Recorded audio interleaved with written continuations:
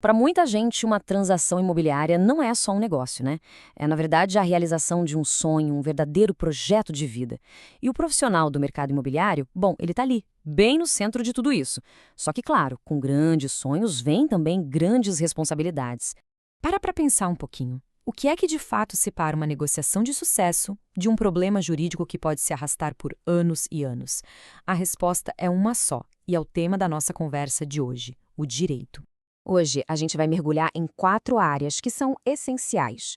Primeiro, vamos entender as regras do jogo, sabe? A base legal de tudo. Depois, a gente fala da missão do corretor, mas pela ótica da lei. Em seguida, vamos dar uma olhada nos principais riscos jurídicos. E, por fim, a ferramenta mais poderosa para se proteger de tudo isso, a diligência. Vamos começar pelo começo, pelo básico. Toda e qualquer transação imobiliária acontece dentro de uma estrutura, um conjunto de regras que simplesmente não dá para ignorar. É como se fosse o campo onde o jogo é jogado, entende? E lá no topo dessa estrutura, como a gente vê na famosa pirâmide de Kelsen, está ela, a Constituição Federal. Ela é a lei máxima. Nenhuma outra lei, nenhum contrato, nada pode ir contra o que está escrito ali. E por que isso é tão importante para o mercado imobiliário? Simples, porque é a Constituição que garante direitos que são a alma do nosso setor. O direito à propriedade, à moradia, à segurança jurídica. Cada contrato de compra e venda, cada aluguel, mexe diretamente com esses direitos fundamentais. Bom, agora que a gente já entendeu o campo, vamos falar sobre o jogador principal, o profissional que lida com as transações imobiliárias.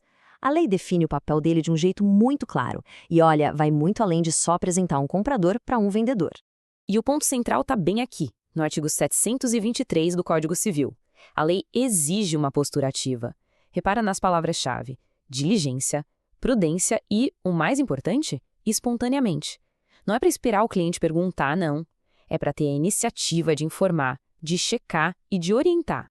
E toda essa obrigação de cuidado existe por um motivo muito simples. O caminho de uma transação imobiliária tem seus riscos. Conhecer esses riscos não é ser pessimista, viu? É ser profissional. É, de longe, a melhor forma de prevenção. Mas e quando alguma coisa dá errado? Aí entra a tal da responsabilidade civil, que se divide em duas. A subjetiva, que geralmente se aplica ao corretor, exige que se prove que houve uma falha, sabe? Negligência ou má intenção. Já a objetiva, que é mais comum para construtoras, por exemplo, não precisa de prova de culpa. Se o dano existe e tem a ver com a atividade, a responsabilidade já pode ser cobrada. Entender essa diferença é fundamental. Outro risco gigantesco é o tempo. Pois é, no direito, os prazos são fatais. A prescrição nada mais é do que o prazo limite que alguém tem para buscar um direito na justiça. Se esse tempo passar, a chance de agir judicialmente pode simplesmente evaporar. Tem uma frase no mundo jurídico que resume isso de forma perfeita. Quem dorme no direito pode acordar sem ele na justiça.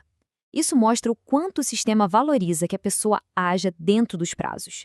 A demora pode custar muito caro, tanto para o cliente quanto para a reputação do profissional. E por falar em riscos que aparecem do nada, a gente precisa falar das medidas cautelares. Pense nelas como um freio de emergência do judiciário, uma ação bem rápida para impedir um dano maior enquanto o processo principal ainda está rolando. E sim, elas podem paralisar o negócio da noite para o dia. Os tipos mais comuns são bem diretos e causam um baita impacto. O arresto, por exemplo, bloqueia os bens de um devedor. O sequestro é usado quando tem briga pela propriedade do imóvel. E um bloqueio na matrícula, bom, esse simplesmente trava qualquer transferência no cartório. Todos eles têm o poder de congelar uma negociação na hora. Ok, a gente já viu as regras, a missão e os riscos. Então a pergunta que fica é: como se proteger? Como atuar com segurança? A resposta está em uma única palavra, que a gente já viu antes, mas que agora vira nossa solução: diligência. Essa atuação preventiva pode ser resumida em 3 pilares. Primeiro, orientar com responsabilidade, deixando claro que tudo depende de provas. Segundo, entender que cada informação, até uma promessa solta numa conversa, tem consequências. E terceiro, talvez o mais importante de todos, documentar tudo. No nosso meio, o que não está no papel, preto no branco, simplesmente não existe para a lei. No fim das contas, a responsabilidade do profissional não é sobre garantir o fechamento do negócio, é sobre garantir a qualidade do processo. A responsabilidade é pela intermediação técnica, ética, transparente. É aí que mora a segurança de verdade. Isso nos leva a uma verdade fundamental do nosso mercado. O que não está minimamente comprovado vira discussão, e a discussão vira risco. No mundo jurídico e imobiliário, a palavra tem seu valor, claro, mas a prova documental vale muito mais.